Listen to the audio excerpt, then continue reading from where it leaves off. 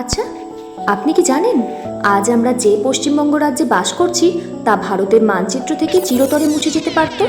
আজ থেকে ঠিক কত বছর আগে এমন চরম নাটকীয় মুহূর্তে রক্ষা পেয়েছিল আমাদের এই বাংলা?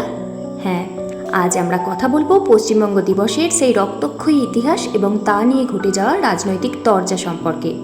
ভিডিওটি শেষ পর্যন্ত দেখুন, কারণ এমন কিছু তথ্য আজ জানতে পারবেন যা কোনো পাঠ্য বইয়ে পড়েননি। সালটা 1947, তারিখ 20শে জুন। অখণ্ড বাংলার আইনসভায় বসেছিল এক ঐতিহাসিক অধিবেশন। নোয়াখালীর দাঙ্গা এবং ডাইরেক্ট অ্যাকশন ডের ভয়াবহতার পর বাঙালি হিন্দুদের জন্য একটি নিরাপদ স্বভূমি গড়ে তোলা খুব জরুরি হয়ে পড়েছিল। আর এই আন্দোলনের নেতৃত্ব দিয়েছিলেন ডক্টর শ্যামাপ্রসাদ মুখোপাধ্যায়।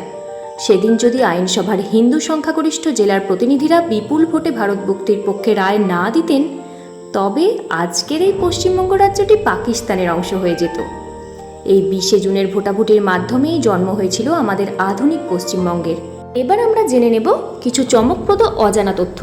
প্রথমত, এই ঐতিহাসিক ভোটাভুটিতে নবাব সিরাজউদ্দৌলার বংশধর নবাব বাহাদুর স্যার ওয়াসিফ আলী মির্জাও উপস্থিত ছিলেন এবং তিনি ভারতের পক্ষে ভোট দিয়েছিলেন। দ্বিতীয়ত, দেশভাগের সময় পশ্চিমবঙ্গের প্রশাসনিক প্রধানকে মুখ্যমন্ত্রী নয়, বলা হতো প্রধানমন্ত্রী, আর পশ্চিমবঙ্গের প্রথম প্রধানমন্ত্রী ছিলেন ডক্টর প্রফুল্লচন্দ্র ঘোষ। তৃতীয়ত, 15ই আগস্ট দেশ স্বাধীন হলেও মালদহ বা নদিয়ার মতো সীমান্ত জেলার মানুষ 17ই আগস্ট পর্যন্ত জানতেনই না যে তারা কোন দেশে আছেন, কারণ সীমানা নির্ধারণকারী র্যাডক্লিফ লাইন প্রকাশিত হয়েছিল 17ই আগস্ট।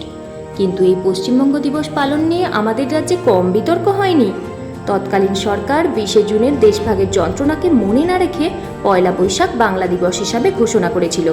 কিন্তু 2026 সালের বিধানসভা নির্বাচনে রাজ্যে এক বড়সড় রাজনৈতিক পরিবর্তনের পর বর্তমান নতুন সরকার এই 20শে জুন তারিখটিকেই আনুষ্ঠানিকভাবে পশ্চিমবঙ্গ দিবস হিসাবে পুনরুদ্ধার করেছে।